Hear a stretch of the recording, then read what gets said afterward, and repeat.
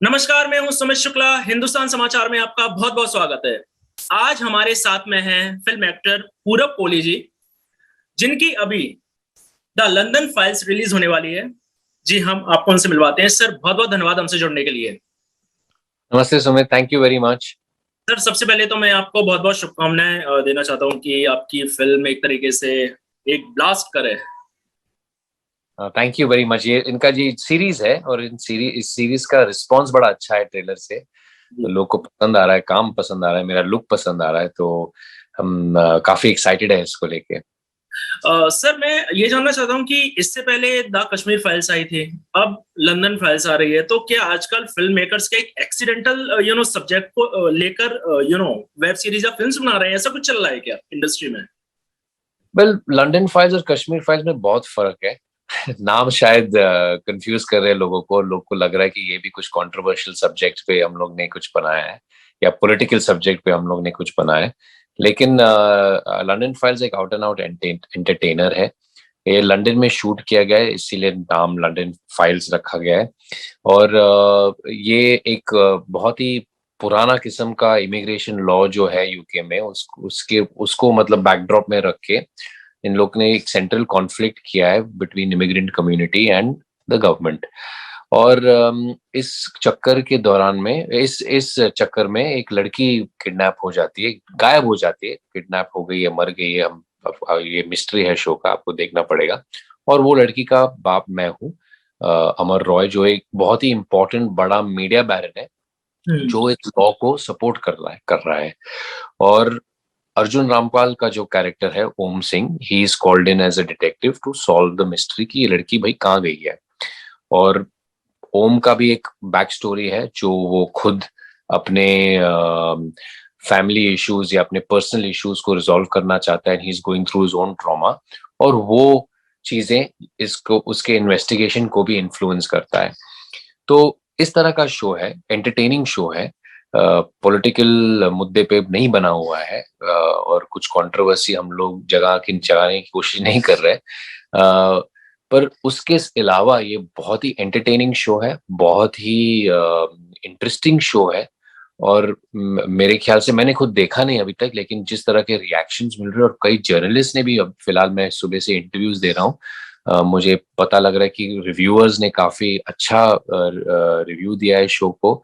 और कुछ रिव्यूअर्स से मैंने बात भी की है, इंटरव्यू के, रिव्यूअर्स हुआ इंटरव्यूअर्स, तो उनसे बात की मैंने, और they are really happy with the show. और उनसे पता चल गया कि ये जो सीरीज है, आप जब देखने लग जाओगे तो बैक टू बैक जो एपिसोड्स आप मतलब बंद ही नहीं कर पाओगे, बिकॉज एवरी एपिसोड का जो हुक है बहुत ही अच्छी तरीके से लोग को पकड़ के रखता है, अटेंशन पकड़ के रखता है लोगों की। तो आई थिंक ये अच्छा शो बना है, लुक अच्छा है, कैरेक्टर्स अच्छा है। मेरा जो कैरेक्टर है वो अमर रॉय है, जैसे मैंने कहा, एक मीडिया बैरन है, उसकी बेटी गायब हो जाती है। और जब ओम इन्वेस्टिगेट करना शुरू करता है तो उसे लगता है कि शायद अमर ने ही कुछ गड़बड़ किया है उसकी बेटी के गायब होने के चक्कर में। और आपको पता चलता है कि ये अमर का जो कैरेक्टर है वो किस हद तक जा सकता है अपने रेपुटेशन, अपना बिजनेस, अपना मीडिया हाउस को बचाने के लिए, जो उसने बहुत साल मेहनत करके बनाया है। शायद मैंने आपके सवाल से ज्यादा जवाब दे दिया है, लेकिन आपने क्या है, अभी इन सवालों का आप थोड़ा जवाब। बात कीजिए। मैं आपको आप बड़े साइलेंटली सुन रहे हैं मुझे। नहीं नहीं, मेरे जो सवाल थे उसमें से आपने मतलब दो तीन सवाल थे, आपने एक साथ जवाब दे दिया, तो मुझे पूछने की जरूरत ही नहीं पड़ी ये वो। होता है सुमित, जब हम सुबह से इंटरव्यूज देते हैं ना, तो कभी कभी ऐसा हो जाता है कि आपके सवाल को हम एंटिसिपेट करके बोल देते हैं। Sorry, I am really sorry नहीं नहीं, about it's okay, it's okay. आपको ये कैरेक्टर परफॉर्म करने में कितना आपको वर्कआउट करना पड़ा, कितना आपको स्टडी करना पड़ा? ये कैरेक्टर, अगर आप शो देखेंगे तो कैरेक्टर इतना लंबा नहीं है, स्क्रीन टाइम नहीं है इसका इतना। लेकिन कैरेक्टर बहुत ही इंपॉर्टेंट है और सेंट्रल प्लॉट से काफी मजबूती से जुड़ा हुआ है। तो जब ये कैरेक्टर पहले, जब प्रोड्यूसर जो मेरे दोस्त है और मैंने उनके साथ काम भी किया है पहले, तो उन्होंने कॉल किया और कहा कि ये पार्ट है, इतना बड़ा नहीं है लेकिन बहुत अच्छा पार्ट है, कि आप करोगे? तो मैं थोड़ा सा स्केप्टिकल था, थोड़ा लगा कि यार छोटा पार्ट है, मैं क्यों करूं। लेकिन जब उन्होंने बताया कि अर्जुन ओम सिंह प्ले कर रहे हैं, Arjun is a good friend of mine, तो एकदम से मेरे कान उठ गए। बोला, अच्छा अर्जुन कर रहा है, क्या है ये बताओ फिर। और जब उन्होंने बताया कि रोल कैसा है, तो मुझे सच में लगा कि रोल बहुत ही इंटरेस्टिंग है, ग्राफ बहुत अच्छा है, शेड्स बहुत है इसमें दिखाने के लिए। अपना एक्टिंग का हुनर जो है मैं इस कैरेक्टर के दौरान, उस कैरेक्टर के थ्रू दिखा सकता हूँ, और काम भी कर सकता हूँ, मजा भी आएगा इस कैरेक्टर को निभाने। तो ये सब चीजें देख के मैंने हाँ कर दिया, और लगा कि ये एक अच्छा इंटरेस्टिंग शो बनेगा। आपके साथ अर्जुन रामपाल जी हैं, गोपाल दत्त जैसे एक थिएटर एक्टर, मैं कहूँ उन्हें। तो आपको इनके साथ काम करके आपका एक्सपीरियंस कैसा रहा? कहीं कुछ एक ईगो होता है ना कि आप भी सीनियर हैं, अर्जुन रामपाल भी सीनियर है, गोपाल दत्त जी हिजा एक थिएटर से मंजे हुए एक्टर हैं वो, तो कहीं एक ईगो क्लैश तो नहीं होता? ऐसा कुछ हुआ सेट पे कभी कुछ? देखो, हम एक्टर्स के का काम जो है, ईगो का काम है। अगर ईगो नहीं होगा हमारे अंदर तो काम नहीं निकल आएगा। ईगो एक खराब चीज नहीं है, ईगो से बहुत अच्छी चीजें भी बनती है। क्रिएटिविटी ईगो से ही आता है मेरे ख्याल से। तो हमें अपना ईगो को ऊपर करना पड़ता है सेट पे परफॉर्म करने के लिए। जब तक हम ईगो को ऊपर नहीं करेंगे, हमारे परफॉर्मेंस लोगों को दिखेगा नहीं, आएगा नहीं सामने, पावरफुल नहीं होगा। तो हर एक एक्टर का ईगो होता है। और काम हमारा ये है, मुझे लगता है कि जब हम अपना ईगो को एक डांस की तरह साथ में करें, साथ में sort of move our egos together, and instead of clash नहीं होना चाहिए। क्लैश होगा तो ऑफ कोर्स चीजें खराब ही लगेंगे, फाइट लगेगा दोनों एक्टर के बीच में। लेकिन आप अपने ईगो को लेके एक साथ काम करो, एक दूसरे को कॉम्प्लीमेंट करो, तब बनता है। गोपाल जी के साथ तो मैंने ज्यादा सीन नहीं किए, थोड़ा एक दिन का काम था उनके साथ। लेकिन मैं चाहता था कि उनके साथ काम करे, क्योंकि मैं सीखा हुआ एक्टर नहीं हूँ। तो जो एक्टर बड़े बड़े मतलब स्कूल से आते और थिएटर करके आते, तो मैं उनसे सीखता हूँ, मैं जाके बैठता हूँ उनके साथ, काम करता हूँ उनके साथ। तो मेरा जो मुझे एक्टिंग करने की जरूरत नहीं है, फिर मैं सिर्फ रिएक्ट करता हूँ। वो एक्टिंग करते हैं और मैं रिएक्ट करता हूँ, और मेरा एक्टिंग हो जाता है उसमें। तो मेरे लिए अपॉर्चुनिटी है कि मैं कुछ सीखूं, कुछ करूं।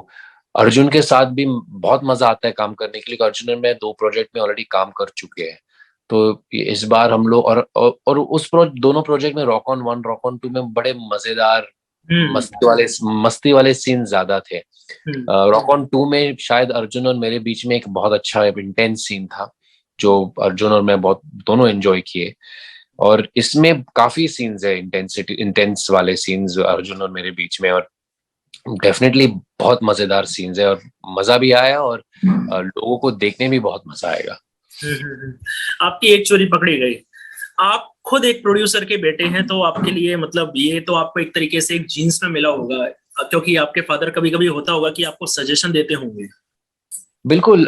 लोग पूछते हैं मुझे कि क्यों मैं एक्टर बनना नहीं चाहता था। मैं बाय मिस्टेक बन गया एक्टर। मैं एक्टर बनना नहीं चाहता था। इनफैक्ट मैं छोटा जब था तो मेरी मम्मी जो थी, हम मुझे और मेरी बहन को दूर रखते थे फिल्म इंडस्ट्री से। मत जाओ मत जाओ, फिल्म के मैगजीन आते थे घर पे तो छुपाती थी।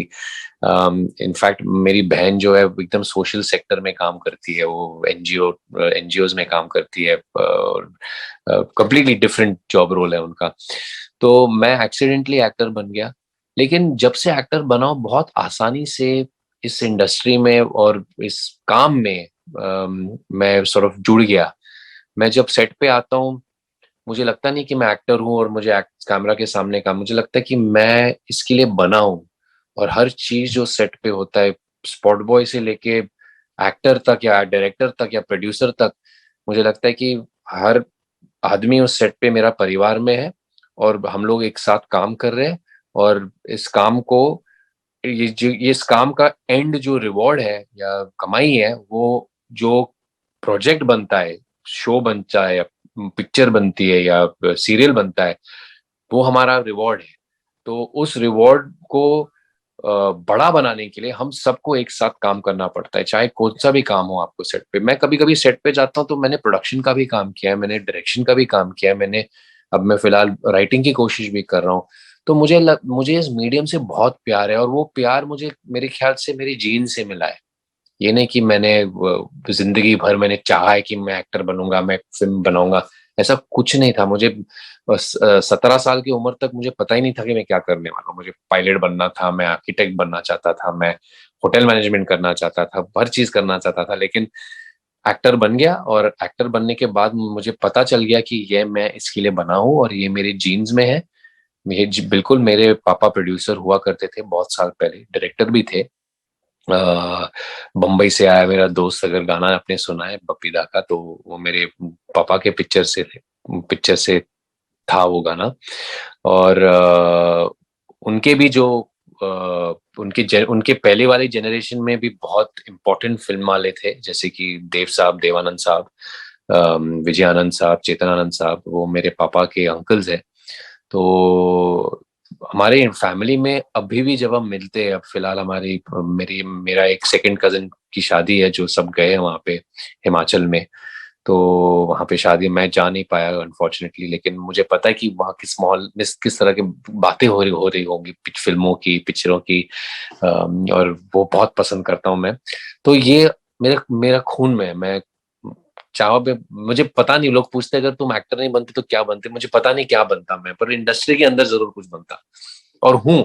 मुझे कोई कोई मतलब ऐसा ईगो नहीं है कि मैं क्लैप भी देता हूँ कभी कभी सेट पे, बहुत मजा आता है। या किसी को मुझे प्रोडक्शन रनर भी बना, जैसे स्पॉट बॉय बना दो तो मुझे काम दो बस सेट पे, मुझे ऐसा ही लगता है कि मुझे सेट पे होना है। सर, आपने मेरे 3 क्वेश्चंस का जवाब एक सवाल में दे दिया, तभी मैं एक बिल्कुल छोटा सा मैं बिल्कुल सुमित, मैं बहुत बोलता हूँ।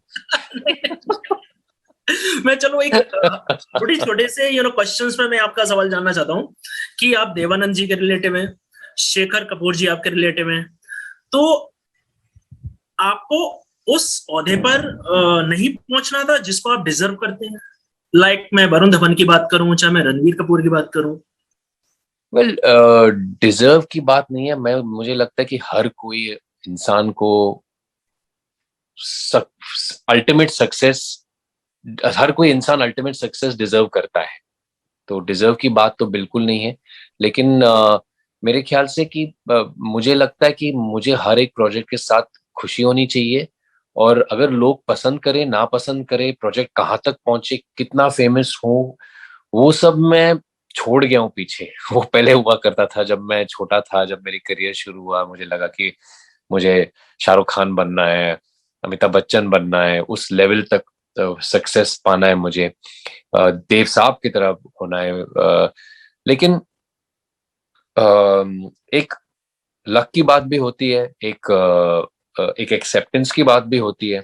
और मुझे लगता है कि वो अगर होना है तो अपने तरीके से होना है। मैं जिस तरह का इंसान हूँ, जिस तरह के चीजें पसंद करता हूँ, जिस तरह के प्रोजेक्ट पसंद करता हूँ, जिस तरह के काम चूज करता हूँ, जिस तरीके से काम करता हूँ, मेरा कोई एक तरीका है जो मैं पसंद करता हूँ काम करने का, प्रोजेक्ट्स चुनने का। और उस तरीके से को मैं चेंज नहीं करना चाहता हूँ। अब मैं इच्छा करता हूँ कि लोग वो एक्सेप्ट करें। ऐसा नहीं कि मुझे सुपरस्टार बनना है और मुझे लोग मतलब मेरे पीछे भागते भागते रहेंगे, मुझे वो थोड़ा अजीब लगता है।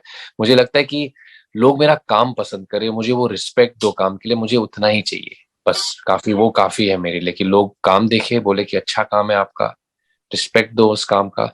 तो हम एंड एंड में आपको भी रिस्पेक्ट ही चाहिए। आपको कोई थोड़ा इंटरव्यू के लिए लेट आते हैं तो आपको गुस्सा होता है क्योंकि आपको रिस्पेक्ट नहीं दिया आदमी ने, ना? करेक्ट। तो वही वही इच्छा होती है कि कोई अपना काम के लिए रिस्पेक्ट दो, बस मैं ठीक हूँ।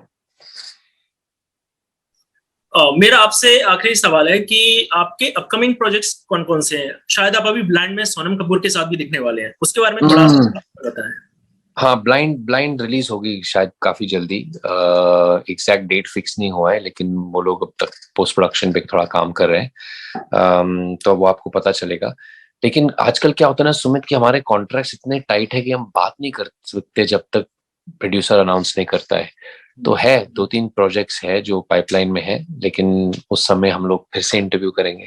तभी आप शायद मुंबई आ जाएंगे और मैं भी मुंबई में हूँगा, तो आमने सामने बात करेंगे। सर, बहुत बहुत धन्यवाद हमसे जुड़ने के लिए। Thank you Sumit, thank you very much. अच्छा अच्छा हुआ आपसे बात करके। जी sir, nice to meet you. आज के लिए बस इतना ही, मिलते हैं जल्द एक नए शख्स के साथ। नमस्कार।